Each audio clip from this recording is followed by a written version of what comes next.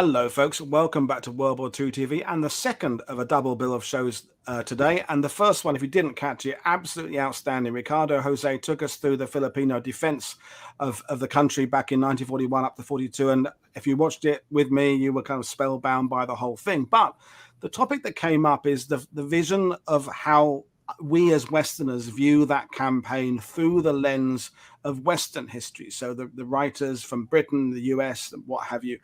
But to get that perspective, we have to understand also that what the US were looking at with the Philippines. How were they viewing it in the 1930s? What did they look for during the campaign? How did the connection between the countries go? And to have that discussion, we can do no better than to bring World War II TV, and we have Wade's regular and prolific author John McManus back on World War II TV. So good afternoon, John. How are you today? Doing great, Woody. How's it going? It's good. So, as I said there in the top of the show, the Philippines, it's inextricably linked with MacArthur and the US, and yet we're talking about a long history that has different periods within it. The early 30s, the mid 30s, then the Japanese invasion, and then through to 1946 and the eventual independence. So, is now a good time to be discussing the Philippines? Do you think, John, in terms of how we're bringing different countries and their experiences to the forefront in examination?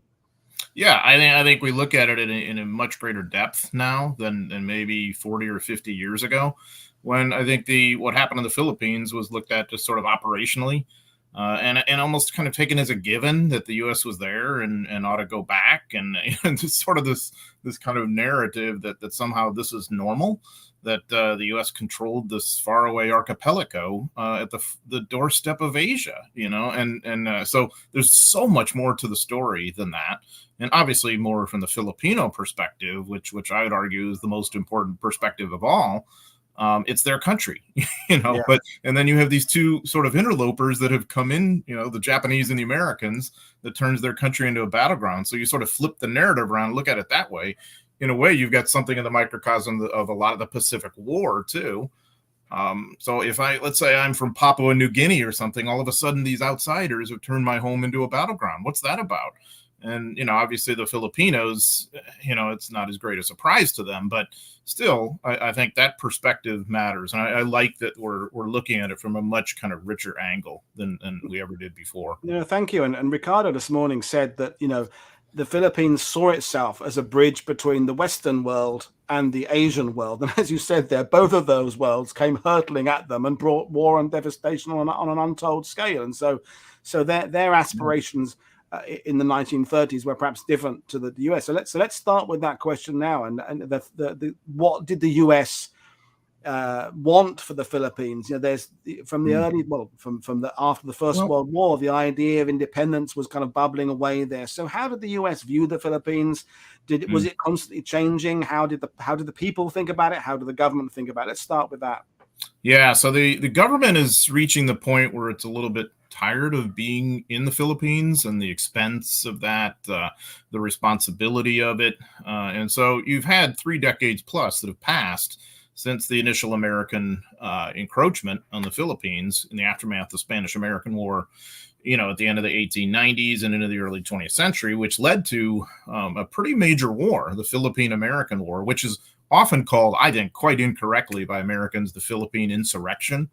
An insurrection indicates something kind of illegal, domestic rebellion, like say the Civil War or something, the Confederacy.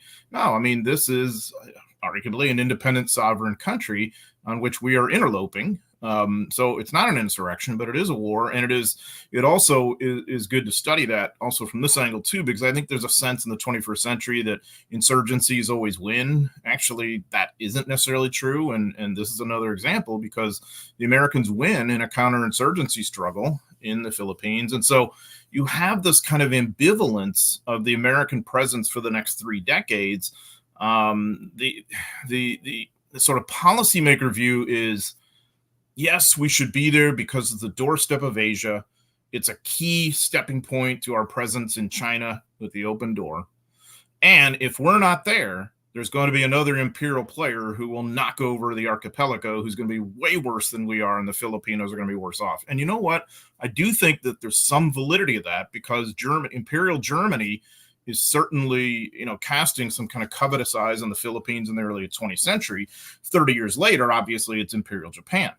And so the American government kind of has this ambivalence of wanting to be done with this kind of Filipino obligation, but also thinking it's not a bad idea to still have that presence and footprint. So all of this leads, of course, to the Tidings-McDuffie Act in 1934, which says, okay, we're going to leave and the Philippines will have its independence in 1946, but we will still have a kind of military presence there and we'll transition you to become a country in our own image. And obviously that's a lot easier said than done.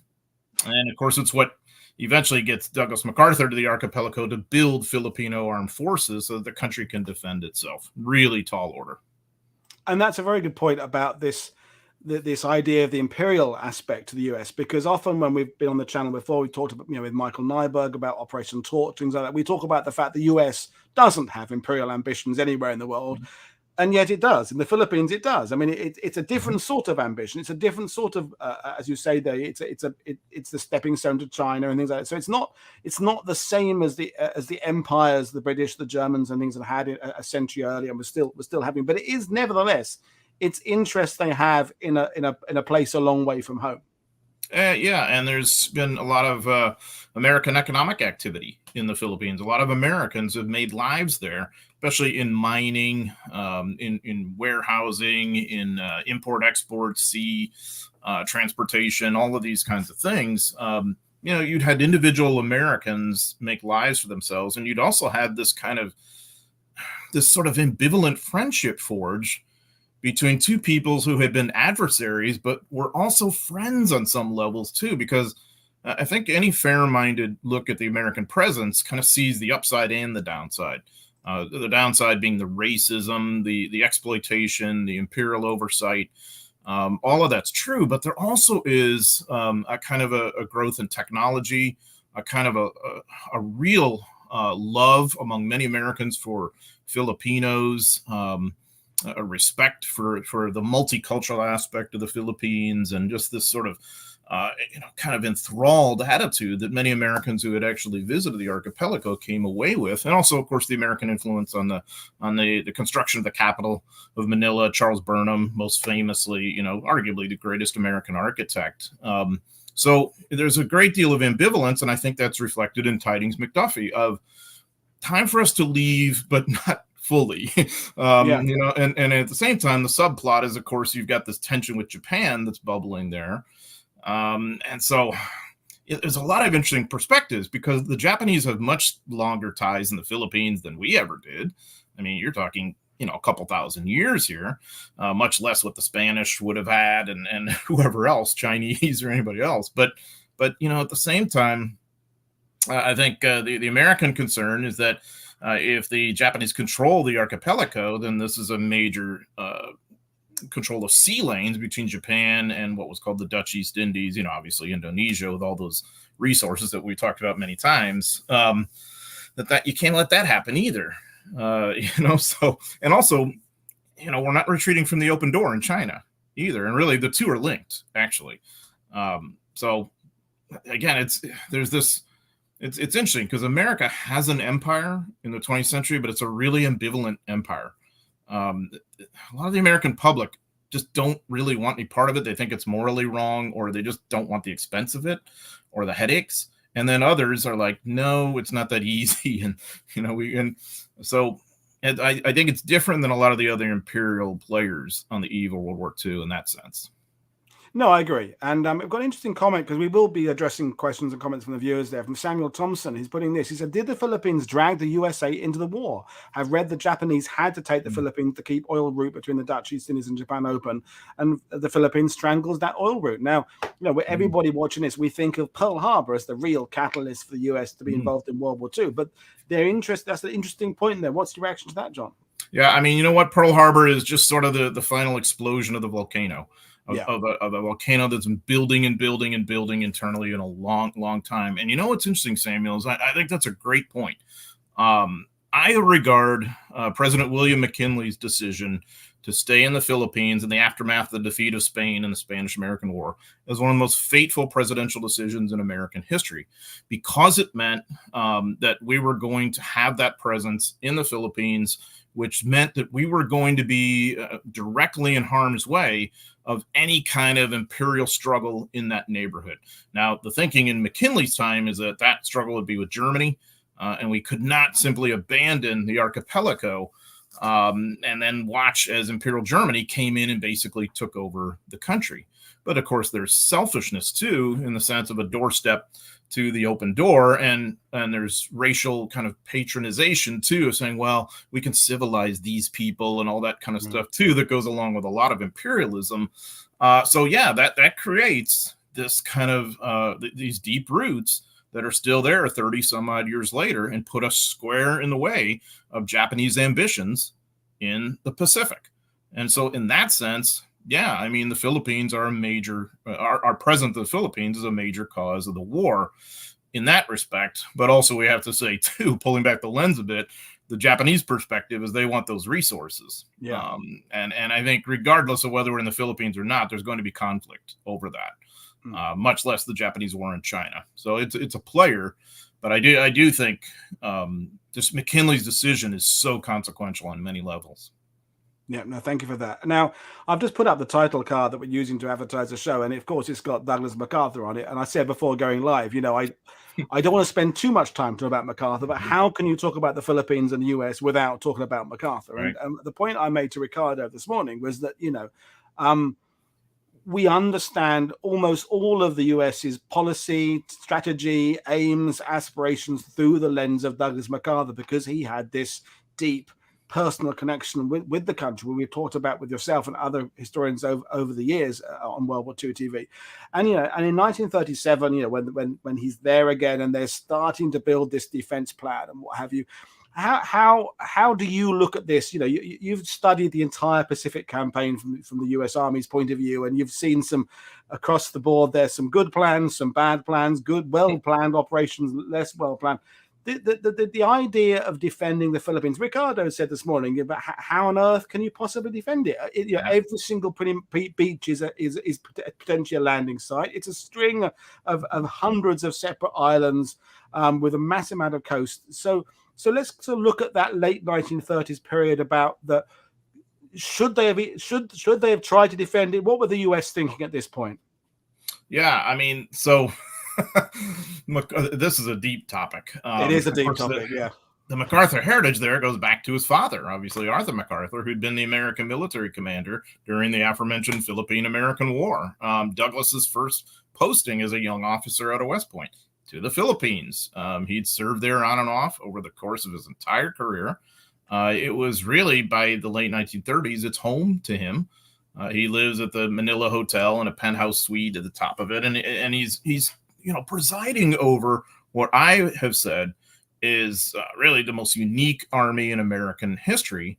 It is an imperial army. It's a kind of colonial style army in the sort of British mold of, okay, well, we've got a minority of Americans who leaven out this majority of local military manpower.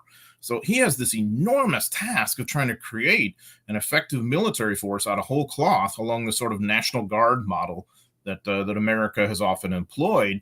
And to do it, as I said, with this sort of leavening of U.S. military professional presence, especially engineers who have built a lot of the key fortifications, most famously, the Malinta Tunnel on Corregidor and so on and so forth. So, classically, you've had the War Department anticipating war with Japan and having War Plan Orange, just saying, okay, well, they're going to get the knock on us here in the initial stage of the war, so why don't we just hunker down on Bataan and Corregidor? We'll deny them Manila, and then the fleet will come and win a showdown engagement with the Imperial Japanese Navy, and then we'll come back and we'll have our presence there. That was a little too optimistic, but also when MacArthur decides to pivot away from that, it's just, I'm not sure what Ricardo said, but it seems like he indicated that it's very tough to defend the beaches, and I couldn't agree more. And yet MacArthur comes up with this sort of Rommel-esque concept of, well, we've got to, defend at the beaches and we'll stop them right at the waterline, which I think is absolutely absurd. And as everybody knows who's ever listened to me about Rommel. I think his concept was wrong in that instance too, and he hadn't studied MacArthur, because how in the world was this half-trained, half-armed armed force, going to be able to stop an enemy that has the initiative, certainly at sea and eventually in air? It's just not going to happen. Even if you have those advantages, it's going to be tough. And that is what fatefully sets in motion a terrible tragedy that leads to the demise of his army. It's a colossally bad decision, in my opinion. I mean, Ricardo this morning basically said that he thought that the idea of taking all the Filipino young men at 21 years old, giving them 5.5 months training so that over the course of years you can build up this almost National Guard type force was good. They had good communications. There was emphasis on communications and radios. They had the Q-boat MTB type things in the harbor. They had an air force of limited technology, scout planes. They had this combined arms idea. So he said, from his point of view of interviewing people who were in this force in the late 30s and early 40s, that their confidence was very high. The confidence was that they could defeat it. But hubris has defeated lots of armies in history in defense. But his point was that from the Filipino point of view, there was confidence in this plan. And if MacArthur has confidence in it and the people around him in the country have confidence in it, yes, now 80 plus years on, we can see, as you said there, the fatal flaws in this. But this is the 1930s, the Maginot Line. There are numerous defensive setups around the world that people had huge faith in that proved not to be quite what they were purporting to be. So, this idea of it being the confidence from within the Philippines, MacArthur's going to be affected by that, presumably in a positive way. Well, and he's trying to, I think, also kind of buck up the government itself. Under Manuel Quezon and the National Assembly, and sort of legitimize what is a nascent independent government that's sort of got quasi-independence right now and is really kind of vying for legitimacy within the archipelago.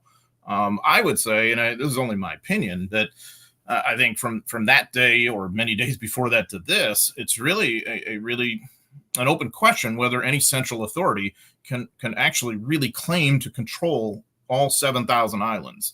Of what we call the Philippines. It's so multicultural, it's so diverse geographically, religious wise, all of it linguistically, So, I think it's an open question whether anyone can do that. And I think MacArthur understands that as well as anybody, and so he knows that he's got to project this kind of optimistic presence there. I think he takes it way too far. And certainly the Phil-American forces are not, in retrospect, prepared for war in the way that the Japanese are. And believe me, the Japanese aren't, really are not in that great a shape either, as things turn out. I mean, when we look at it from the perspective of the 44-45 campaign and the incredible sophistication of the American combined arms and firepower then, the Japanese are really quite amateurish in their 41 and 42 campaign, but all that matters is they're ahead of their adversaries. Which they are. Yeah, good point. So, when I look at it from maybe a soldier's level, I think the main challenge is how you make cohesive units out of these sort of National Guardsmen, because it's very possible if we have a platoon of 40 to 50 guys that we've got 4 or 5, 6 languages represented there. That's really hard to forge a unified, cohesive training force out of that. I found during my research, I found some almost comical accounts from a U.S. perspective. Yes, but they're doing a lot of the training of these guys, and they're saying, what we would have to do, we would have to say our commands in English, and then a guy who spoke English and Spanish would try and translate it into one, say Tagalog or something or whatever, and by the time it'd be about 10 minutes that would pass, and so that could be just like about face.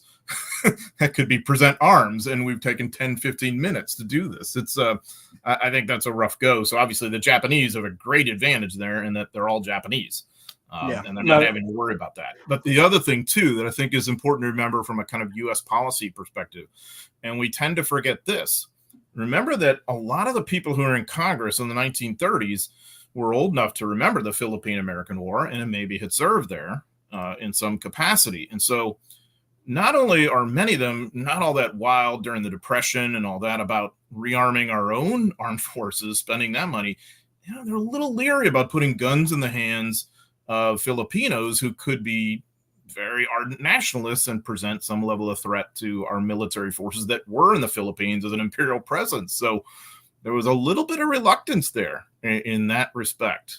So that's why there's some pushback when MacArthur's constantly saying, hey, I need more weapons, I need more stuff. That's an interesting point of view, because Ricardo was saying as well that the training these guys got was very much, he didn't use these words, but European based. It was training them to be soldiers in all types of combat, offensive, defensive. But when I said, would it maybe have been better to train them specifically to deal with what would be happening within the Philippines if there was invasion coming in, to deal with kind of, specializing in guerrilla tactics? Because as he explained, after we'll talk about the campaign around Bataan, for example, later on, but they became expert at putting roadblocks in and sabotage and things like that. But he said that wasn't something they'd really been taught. They learned that very quickly. But maybe there's some of this kind of racism isn't the right word, but this they're only foreigners attitude. They should learn how to soldier the European way that the Americans had brought them. Perhaps wasn't the best thing to do, and maybe adapt a form of training to give them something specific for the situation that might be coming their way. Well, I think in retrospect, absolutely, they would have been much better served to train in irregular warfare. I mean, because as things turn out, in the aftermath of what is often called, I think kind of incorrectly, the fall of the Philippines in 1942, actually, the Japanese don't really conquer the whole archipelago. They get kind of what they need, and they inflict a terrible defeat on the Phil-American forces. That's true. But they're never really able to control it. And one of the reasons why is pretty quickly you've got this kind of, this kind of growing guerrilla presence there from mid to late 1942 onward. And some of them are wayward Americans, but really most of them are Filipinos rising of their own accord all over the archipelago, who proved themselves very adept at irregular warfare, just as they had 30, 40 years earlier. Yeah. Much more so than the initial phase of the Philippine-American War, where they're trying to fight the Americans in conventional war and not well. So I think the Americans would have been well to kind of take a lesson there. And it goes back to something you see a larger tendency in the American armed forces of this kind of ambivalence ourselves between gearing towards conventional war and irregular war, an argument that still goes on today. And by the way, we had the same nettling issue in the 1950s when trying to stand up the Republic of South Vietnam and its armed forces and all that, whether they ought to be geared towards anti-guerrilla or counterinsurgency, or whether they ought to be conventional. And obviously we all know we chose the latter, much to our detriment. So this maybe is another instance in which it's easy for us as historians to say, well, this is probably what we should have done. But at the time, these were tough decisions, I think. Indeed, and Ian Carter's made the same point that the British are having the exact same feelings about troops in Malaysia. Shall we arm them too well? This has come up a lot. Lawrence Arabia in the First World War, all very well arming them, but don't give them artillery. That kind of thing is not a new concept. So this Ricardo said that you can't really defend it at all, and yet they were confident. Saying that the plan is fatally flawed. We don't want to do a kind of counterfactual side of things, but were there other suggestions from the US, the planners, the War Office, that there might be another way of defending the Philippines, maybe with a kind of naval strike force or something? We talk about the Singapore plan the British had. Is there another option for the defense of the area? Well, there's a hope to counter with our air power. The War Department had sent B-17s quite famously to the Philippines during the months leading up to war. And the hope was to kind of parry any kind of Japanese thrust by having a pretty potent air force, which we really did. The Army Air Forces had, I think, at least 100 fighters and multiple bombers. And it was a force that really could inflict some serious damage on Japanese bases in the area, maybe at Formosa, if the weather's good and if you can carry out these missions okay. But I think more notably against some of their shipping. And if you'd really been able to preserve your air assets, the Japanese would not have had quite as much mobility. The fleet assets that we've got there on the eve of war are kind of antiquated. And so that's that is just sort of part of that larger story of ill preparedness. To be sure, the U.S. Navy is is a powerful force on the eve of war, but not really what it needs to be. And it is behind the Imperial Japanese Navy, and Pearl Harbor is a kind of example of that. So it's just going to take some time, and so our war concept, I think, is not in step with the reality of the moment. And then you add to this tough mix all those sort of political dimensions to the situation in the Philippines. And President Quezon, maybe with his own agenda, eventually, quite famously, comes up with what is, we think of as historians, kind of a fantastical, kind of almost bizarre proposal saying, hey, how about we just declare neutrality and the Americans and the Japanese just go away? And it's just like, wow, you're not quite in touch with reality, but you are in the sense that that's the way things ought to be because it's your country, right? So these foreigners really should never be here, but we're not dealing with the realm of reality now too. So really interesting kind of mix. Well, thank you for that. So we're not going to go through much detail about the campaign in 41, 42, because we'll let the historians from the Philippines take us through that, and we'll tackle that both this week and later in October. But the ramifications for the US, I think, are important to talk about, and then what the US do next. But before we do that, or as we do that, a couple of questions for you. So one from Ian Carr, which is about this imperial aspect. He's the question for you. He said, had the US pushed the UK not to renew Anglo-Japanese naval treaty between the wars, would the continuation of this have changed Japanese intentions? So was there kind of some earlier deal that could have maybe dissuaded the Japanese from their attentions? What's your answer to that? I mean, if it certainly that would have been helpful, but I think also we have to consider the other factors in Japanese society.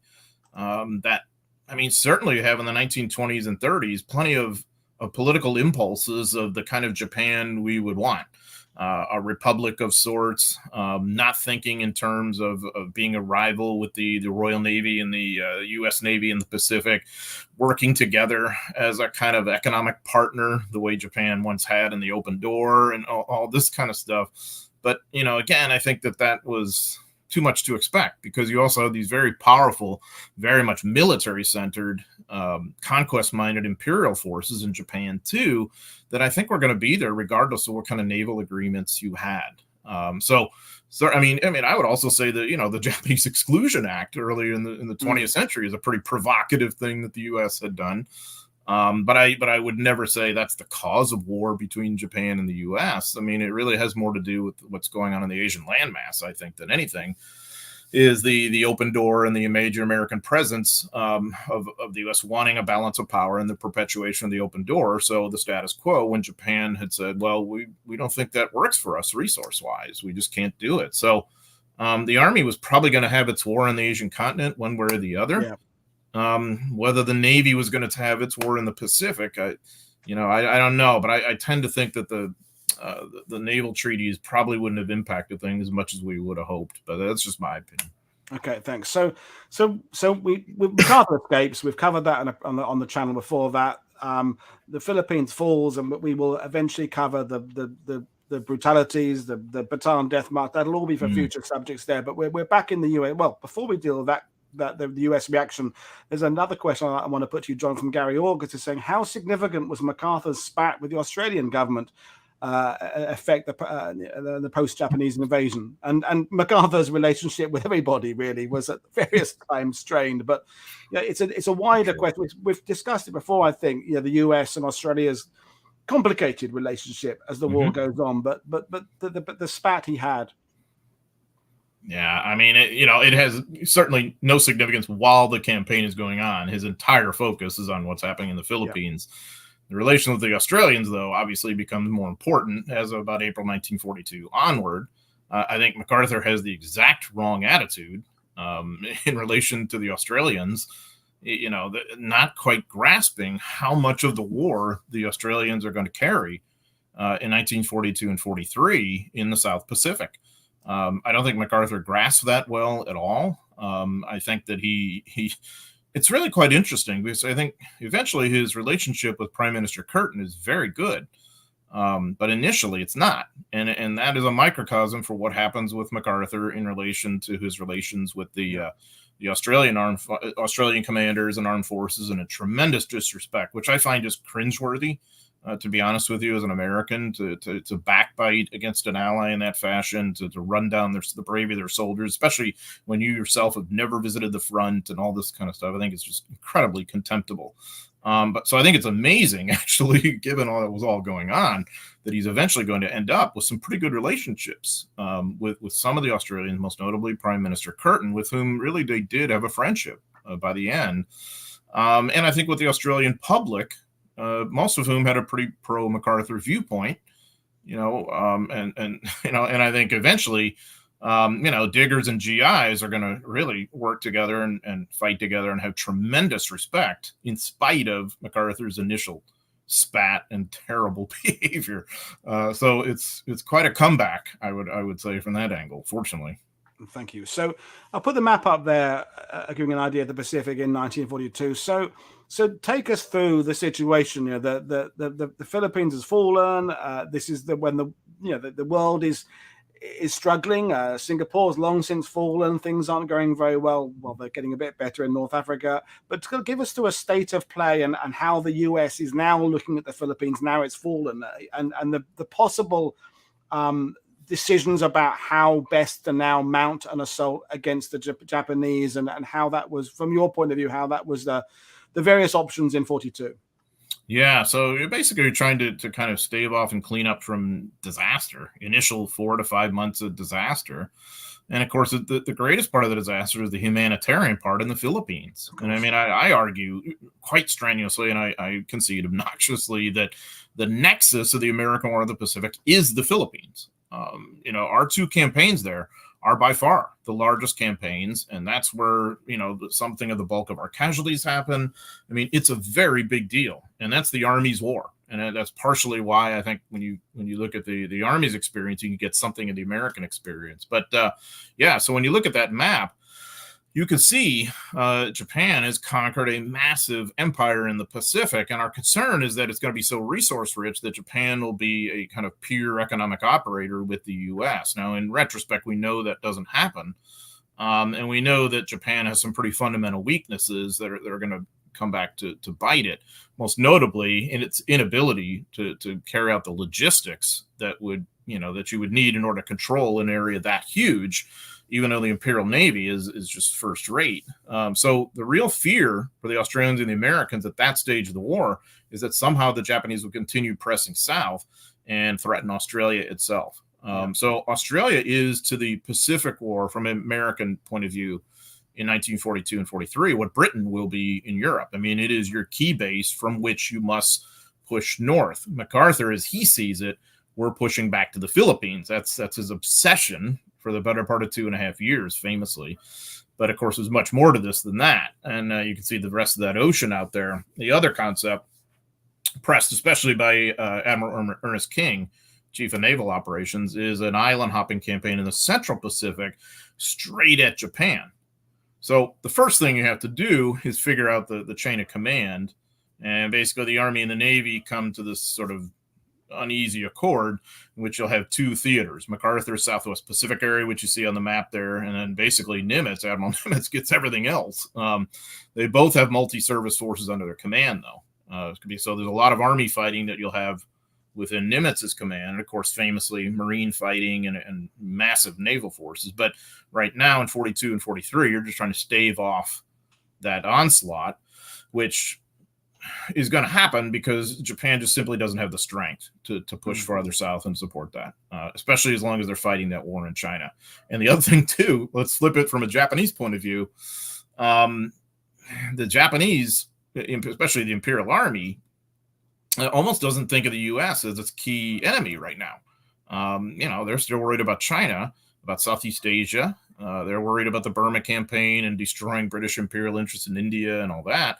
And they think, well, the Navy will take care of that war out there in the Pacific.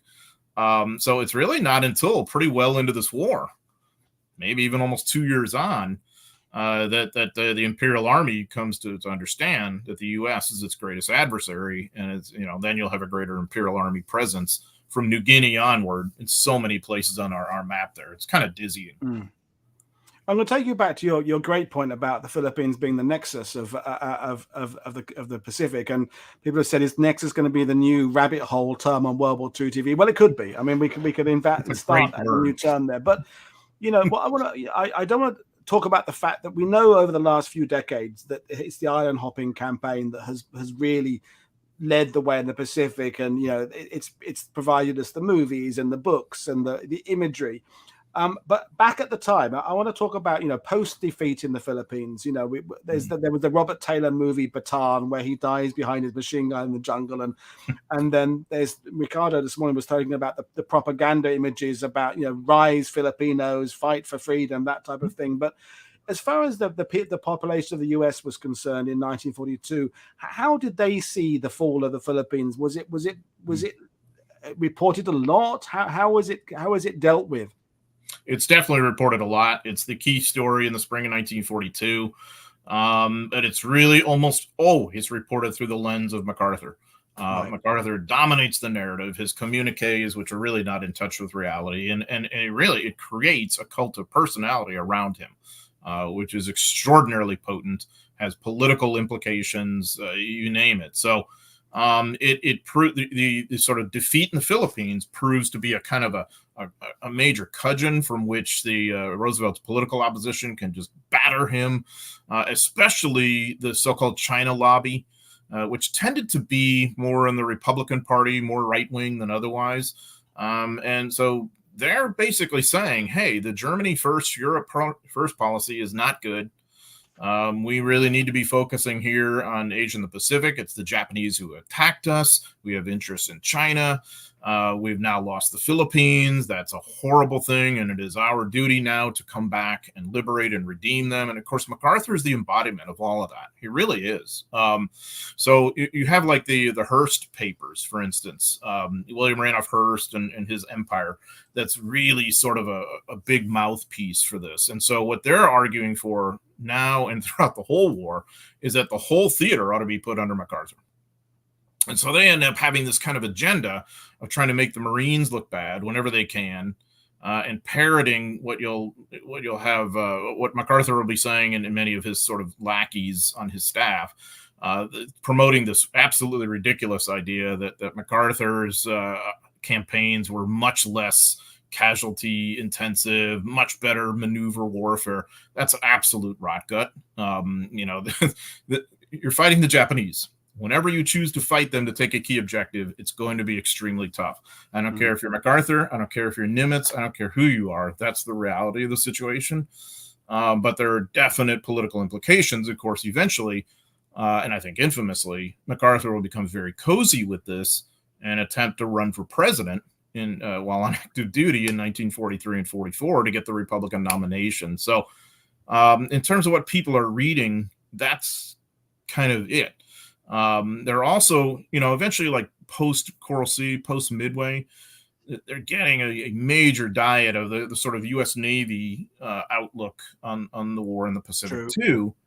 That initially the thinking is we can win this war with a decisive naval engagement.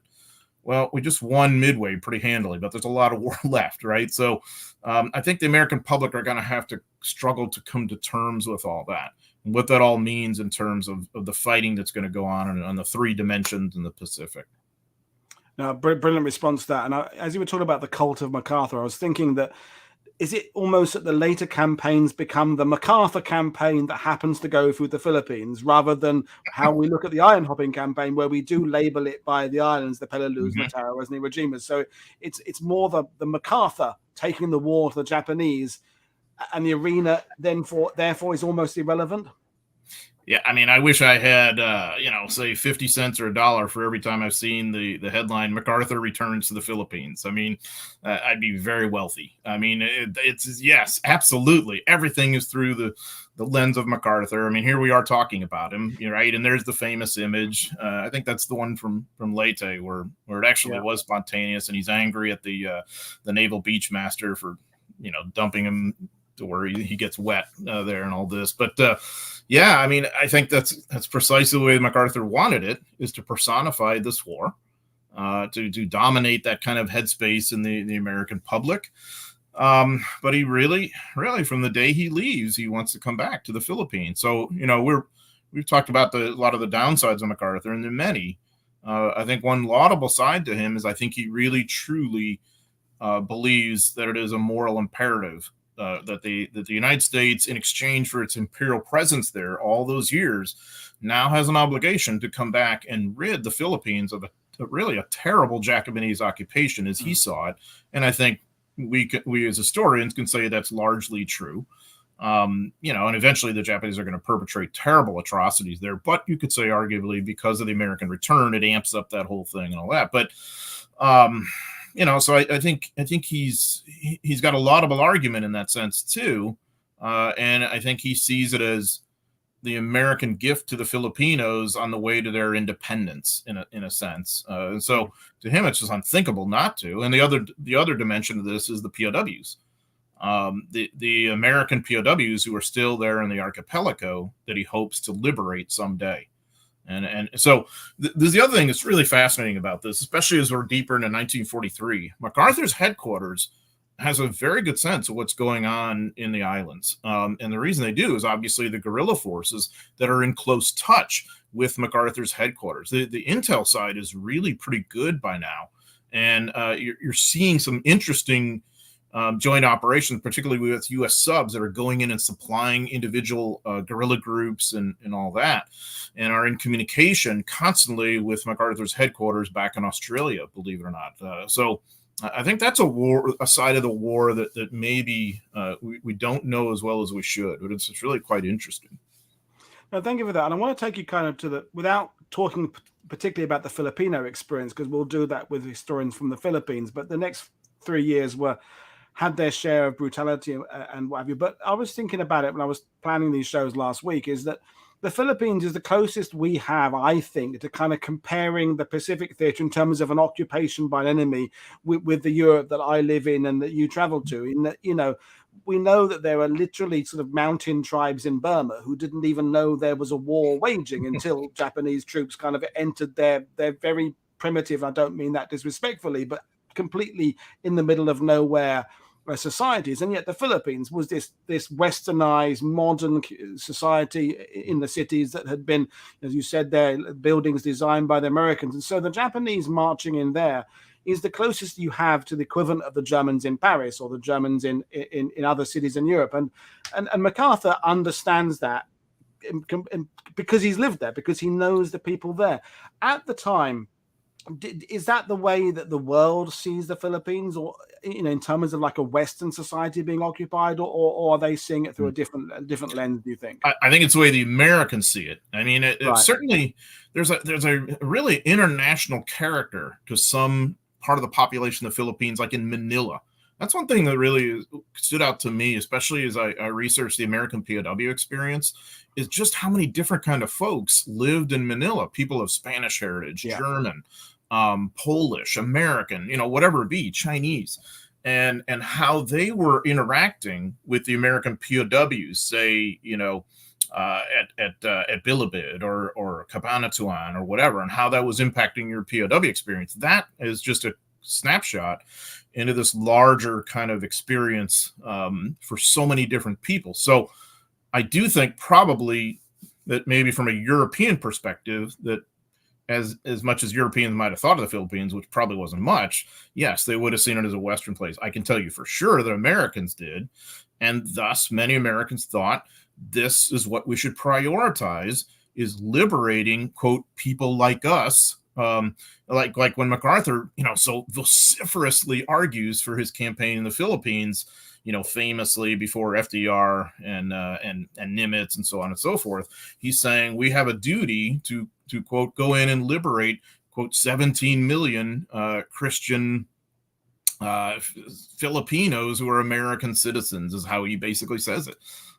He characterizes it that way. So I think he represents the viewpoint of a lot of Americans that just as you say, well, we need to go in and liberate the French, you'd say, well, we need to do that with Filipinos as well, even though the situation is enormously more complex than that, obviously. And we're looking at it from a sort of Western, maybe even imperial point of view. But at the same time, with some sensitivity for what Filipinos must be experiencing during very difficult times. So this is I think why I tend to, Woody, I tend to retreat from this notion that it's all or nothing, that the invasion of the Philippines was a terrible mistake, or that it simply had to be done. I really think there's a lot of gray area in between, because if you carried out Admiral King's concept of invading what was called Formosa, and just moving straight to Japan that way and bypassing the Philippines and blockading it, you must realize that you're probably going to look at a major famine in the Philippines. The Japanese were already hungry in their empire, and they would have been totally on board with simply starving the Filipinos out, and it would have been hard to get stuff in and out of there anyway with the U.S. Navy blockade. So that's going to affect your POWs. So you're going to have that. But then the other rub is, if you do go in and invade, which obviously is what happens in this liberation-oriented campaign, now you're bringing war, destruction, death, and eventual atrocities to the people of the Philippines as well. So which is worse? I mean, so I don't think, so my point is, I don't think there's any good answer either way you go. Formosa would have been a horrible fight to invade there. And just as obviously invading the Philippines was a terrible fight too. No, it's a good point. And I like the fact you kind of divided it to that. One route is liberation of people, and the other route, the iron lobby, is kind of defeating the Japanese where they happen to be. I mean, it's not quite that simple, but there is a kind of separation between those two campaigns there. And the human element I think is really important. I think that's what we're trying to tackle on this in this series of shows, is that the Filipino experience has maybe been not taking into account as much as looking at the maps and the strategy and saying, should we go this way, should we go that way, and how we use our navy, how we use our air power. And so many of the shows on World War II TV, we've talked about that when we've done it with us, the two of us, about the getting of the U.S. Army Air Force close enough to be able to strike to Japan is clearly a very pertinent intention, but liberation of people who are suffering, I think maybe we should be talking about it more than we are. Yeah, I mean, and that is supposed to be, at least what we hear, what the war is about, right? The four freedoms, and I mean, where could this be more applicable than in a place that had once been U.S. territory, as the U.S. saw it, in an imperial presence? I mean, this is obviously a very big deal, and by the way, the other thing too. This is just the less ambiguous side of this whole question. You know, should we go in and defeat the Japanese there or not? And okay, there's the enemy, go and kill him. What's going to happen to the Philippines post-independence, you know, politically? And all of those kinds of serious questions. I mean, obviously, it could be a topic of a completely another show. Eventually, you're going to have, by the late 40s and early 50s, a communist insurgency that comes close to winning. And think about what that would have meant, what a disaster that would have been on so many levels when you consider all the U.S. blood shed there, the U.S. presence, the upheaval, how much resources the U.S. had invested in liberating the archipelago, to have it become basically a Cuba of the Pacific. I mean, would have been a disaster of enormous scale. And I think that sometimes is overlooked too when we look back at this. What you were fighting for as a GI in 1944 and 45 was that kind of Filipino independence and liberation as a stable U.S. ally in the region was the hope. It's eventually what we get with plenty of instability too, but it could have gone a lot of different ways beyond just trying to defeat the Japanese. I think maybe is the larger message that's important to remember.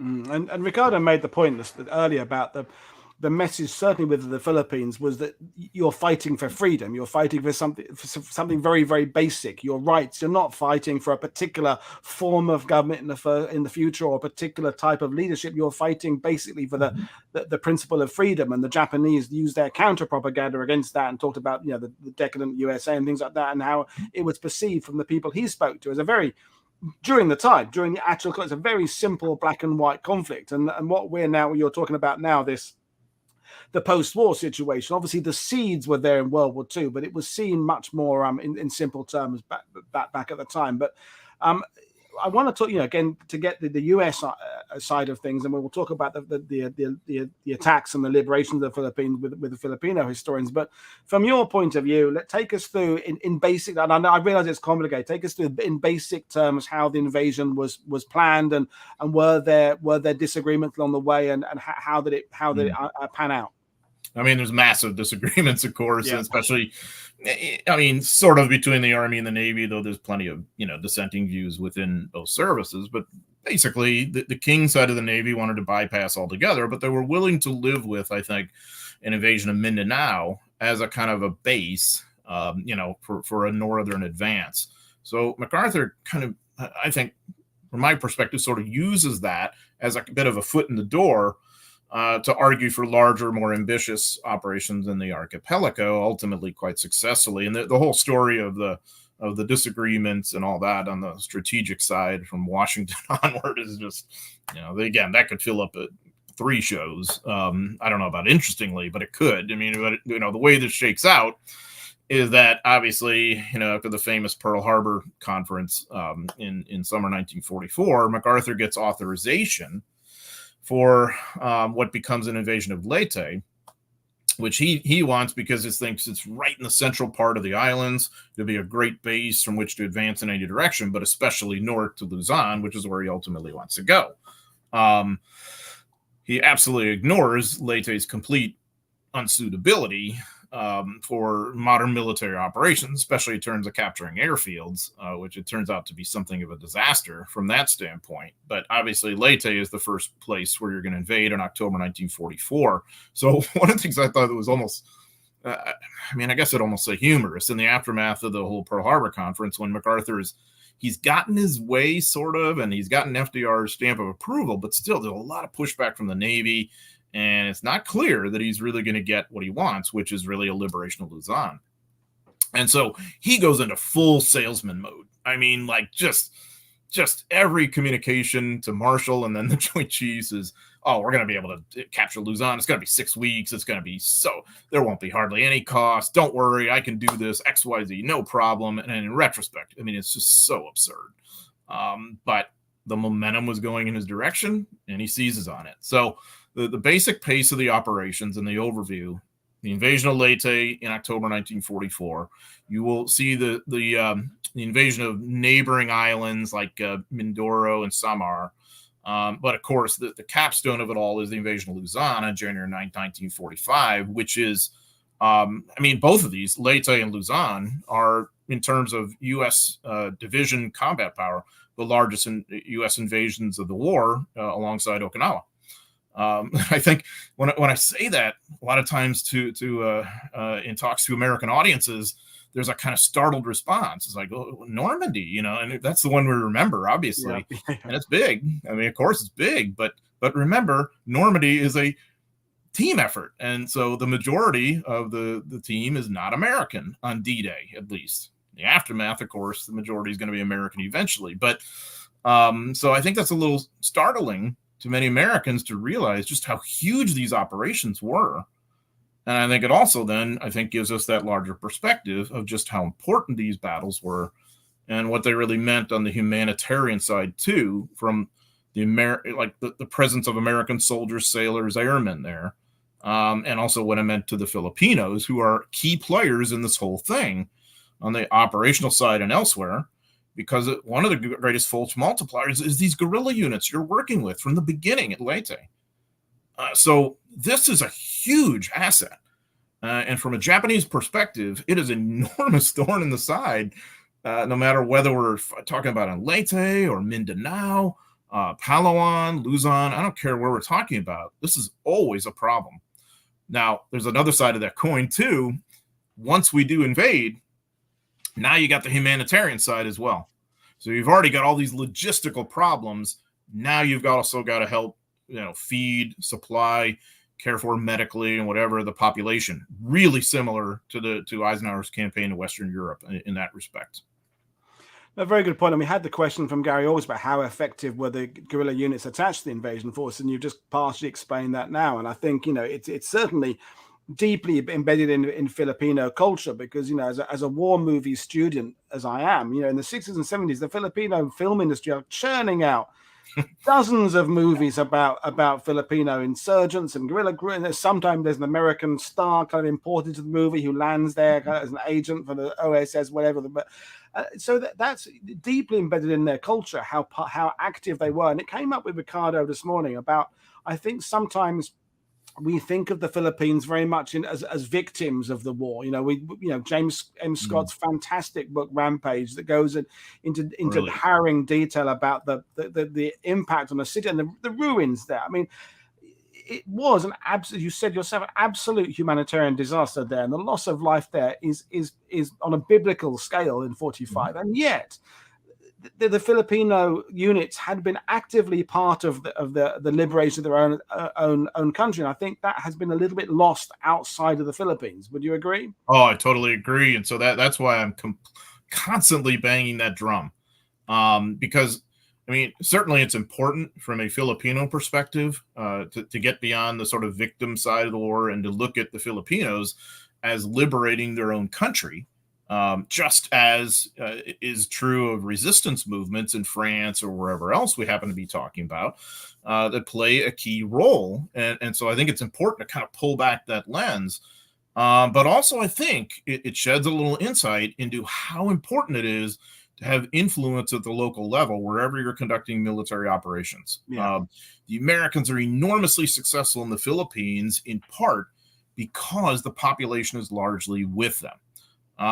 This will not always be true wherever we're operating. So why was it true in one place and not another? What is it that we can do to bring that about? So if we're looking at it through the lens of U.S. military operations, I think it's important to understand this too. So what I think, and again, you're only getting my viewpoint. There's all sorts of different ways to look at this, I guess. What I think is that American imperial presence there for 40 some odd years, while not good, was by the low standards of imperialism, relatively benign enough or positive enough that the average Filipino would prefer the Americans over the Japanese, I suppose, at least temporarily. And so that mattered. And if we're talking about it from the perspective of like a U.S. commander, think about it, what a force multiplier I've got, because I'm working with guys who can give me intel on terrain, on where the Japanese are, their order of battle, who can help with the population, who can just assist me in small unit actions too, as light infantry primarily. I mean, my gosh, there's just no downside to that, and I think it's just amazing. And so, if I'd also too, maybe speak up for the U.S. in this sense, the U.S. is true to its word. And we don't see that elsewhere in World War II. Like for instance, when the French are implying to those who like Algerians and Moroccans and whatever who are serving in their armed forces, fight for France now and you'll have your freedom and all this. Well, of course, we all know that didn't happen. Or if you were Vietnamese, say, or whatever, the Americans eventually follow through on their word and say, okay, here's your independence. It doesn't mean the Americans go away though. And of course, the Americans will certainly be an economic presence, a military presence to this day, of course, but I do think that that the Americans follow through politically, at least, on that promise. You mentioned the movies and all that in the 60s and 70s. Well, of course, I mean, the president at the time, Marcos, was himself a former guerrilla, and that's one of the reasons why he becomes president. So, I mean, I've always thought that that's one of the reasons why, and I think it's no surprise. I think the Filipinos should emphasize that. I think that's extraordinarily important, and also, by the way, I think they should be extraordinarily proud of it because they play a major role in why things turn out the way they do. No, very good point, and that's why I'm bringing in Filipino historians. And we had a question that is a pertinent time to mention your writing, because Terry Down asks, has anyone written up-to-date history of the reconquest of the Philippines? There's a lot on Leyte Gulf, but is there anything on the land campaign? Well, yes, there's a trilogy of books by a certain John C. McManus that takes us through. That's the latest one. I haven't got that one. Hold that one. I haven't got that one yet, John, but that's the latest. So it's there. It is to the end of the earth. And, you made the point earlier, John, about how little people seem to know about the Philippines in the US, because the focus is on the island hopping, it is on the Tauras and the Iwo Jimas and the Okinawas, and as we kind of begin to move things to an end now, that historiography aspect, of the Marines having a fantastic PR department, basically, that meant that so much of the vision of the Pacific is through their lens, and that of the major naval encounters that still draw historians by their dozen now. Yet the U.S. Army campaign, the Philippines, has everything within it for study. I mean, doesn't it? It does, and it's massive. I mean, by the time the U.S. Invades Luzon in 1945, MacArthur's command is second only to Eisenhower in terms of the size of ground combat forces.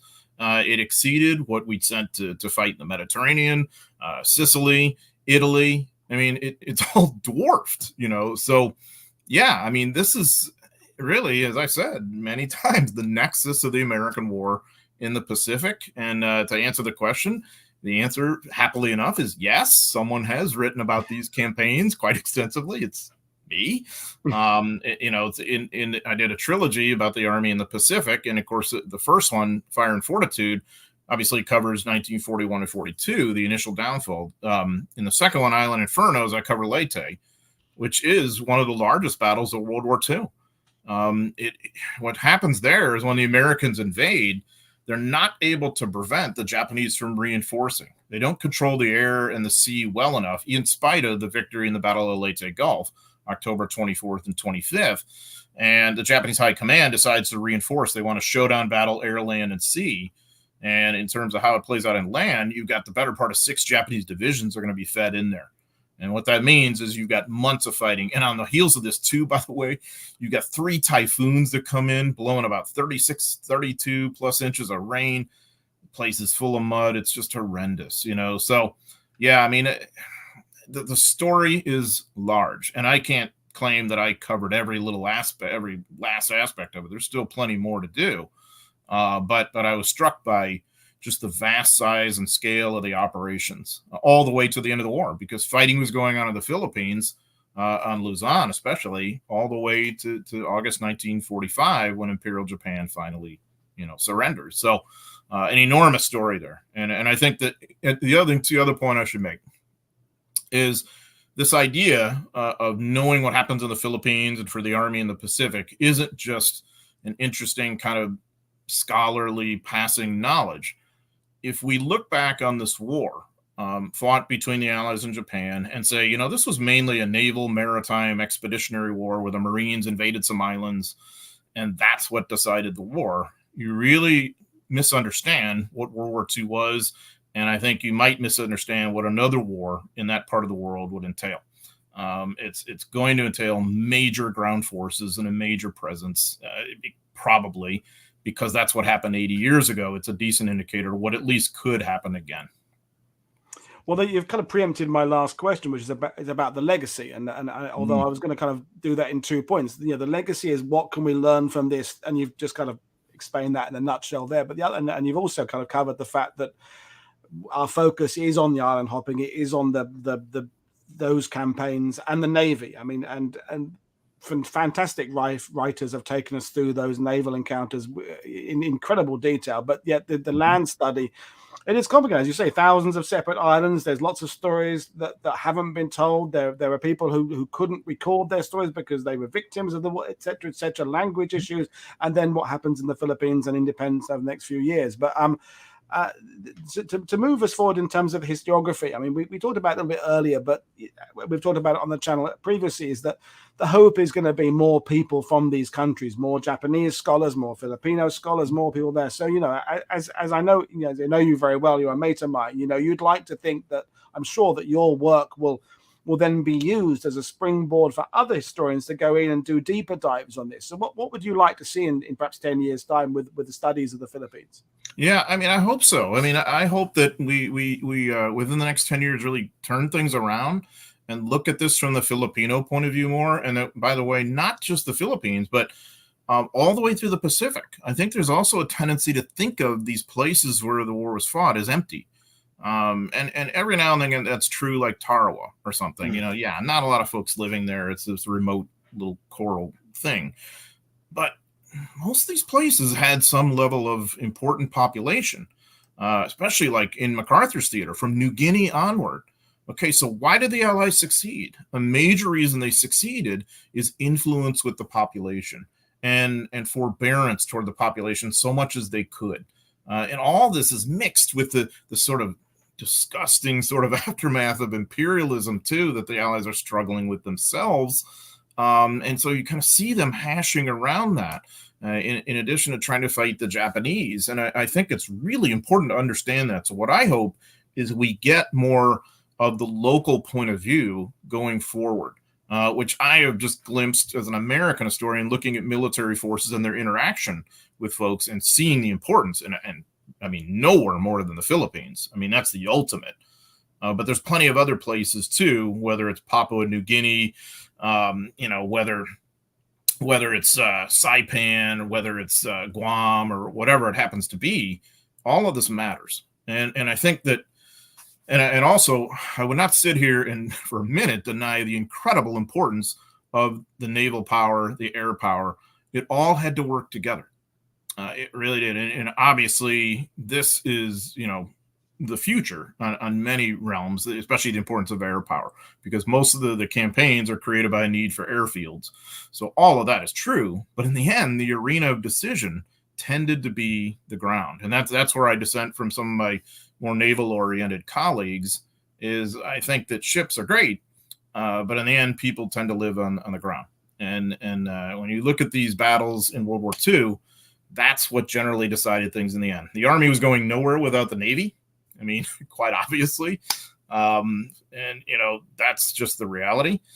But at the same time, the Navy could not really take and hold ground. And that is what tends to decide wars, because people live on ground and resources tend to be there, or at wealth of some sort. Doesn't mean it's always true. But I think it was much more true in the Pacific Asia War than maybe we realize in our popular memory. So I hope in these next 10 years, we kind of see a little bit of that perspective too.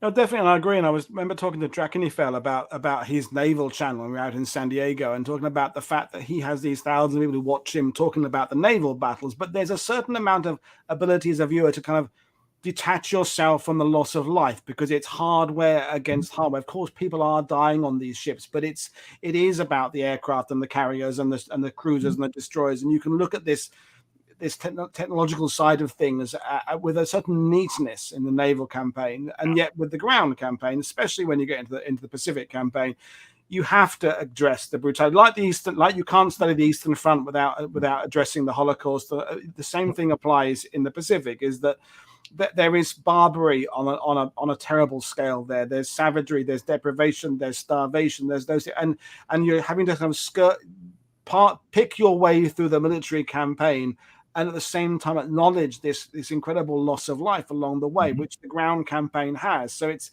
a dirtier campaign to study in that sense, in that there's a lot of baggage with it. It is, and I think I understand the appeal studying the naval side, like the fleet versus fleet kind of thing, because like you said, it's hardware versus hardware. There's simplicity to it, and there, in a Mahanian way, there's this sort of, okay, we can decide wars this way, and great events of human history can be decided in great sea battles or whatever. And I kind of wish that were true, because I think war would be less bloody, maybe no less expensive, but less bloody. The ground is messier. And messier, unfortunately, is what this really is, the complexity of it all. So yeah, maybe that's what I'm speaking up for, that I think that when we look at the ground war, we understand maybe a little more of the complexities, and thus then there's a little more value to what we're learning in history, rather than the gunnery of a ship or something. Which, not that that's not fascinating, but I don't think that tells us as much about the human condition that we can take forward today as maybe studying some of the messier ground elements of the war. That's a very good point. And I mean, I'm sure modern naval commanders can learn a lot by studying these naval commanders, but your average person on the street isn't necessarily going to understand that, but they can understand the unification of Slim's 14th Army in Burma, that brings together people with countless languages and countless color skins to fight together against an enemy. And the same on a very similar scale in the Philippines, with the variety of, as you said yourself, languages and religions and cultures in the Philippines. And yet they saw this opportunity that by necessity to fight together and overcome this. And that is a much more compelling and important message about humans than perhaps the thickness of armor on a cruiser and whether or not it can repel a Mark 16 torpedo or something. Absolutely. I concur, and that's what I've sort of shouted into the wilderness now for going on 2 or 3 decades, I guess. But brilliant. But as Terry said, yeah, the naval battle is epic. Yes, it is. Right. We're not. It is. I wouldn't dispute that. I fully agree. And we're talking about it after my break. Trent Hone is coming on, and we have Stan Fisher coming on, and we have in fact this week Mark Stilley is coming on to do the second part of his Leyte Gulf Naval Show. So it is definitely interesting enough for us to have it discussed on World War II TV. But before we bring things to an end, John, I love talking to you. Anything you think we haven't talked about in the Philippines campaign in terms of legacy, or that we should have aired before we say goodbye? Yeah, I mean, just a little bit maybe on the military wonk side, the operational side, that certainly in combat this was an infantryman's war.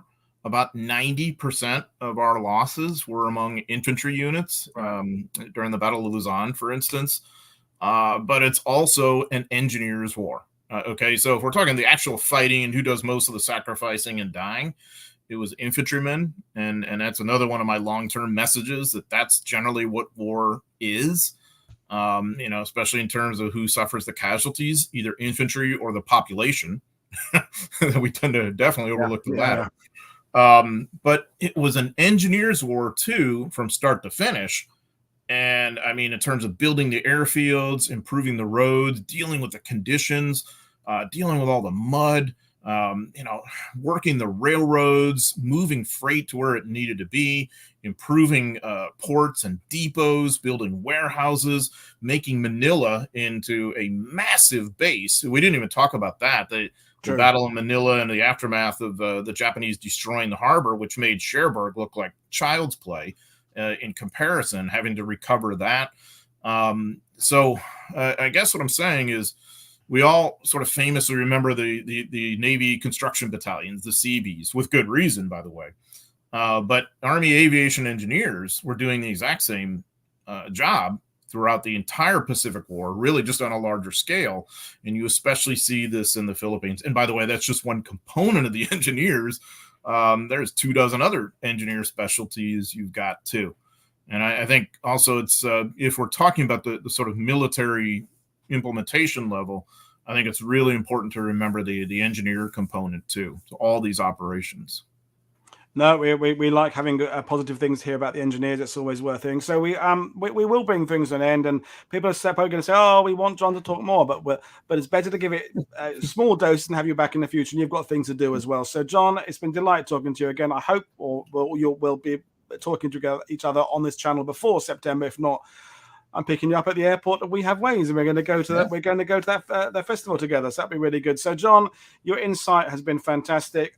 We'll invite you back in the future. But folks, to get the message out there, read John's books, and also there's more to learn about the Philippines campaign. I think you've got that message today, loud and clear. So brilliant. So thanks, John. Thanks, and Woody. Folks, I'm back at 10 a.m. UK time tomorrow. Ronnie De La Cruz is coming on to talk about the Japanese war tunnels in Luzon and the Bampan Military Museum that he is the director of. So another local insight tomorrow. So thanks, John. Thanks, viewers. I will see you all again tomorrow. This is Paul Woodadge for World War II TV saying enjoy the rest of your day. Cheers, everybody. Bye. See ya.